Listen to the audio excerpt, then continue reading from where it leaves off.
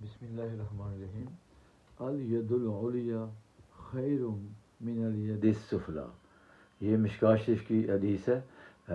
इब्न उमर ये रिवायत फरमाने वाले हैं और मरफू रिवायत है। ये फरमाया ऊपर वाला हाथ बेहतर है नीचे वाले हाथ से।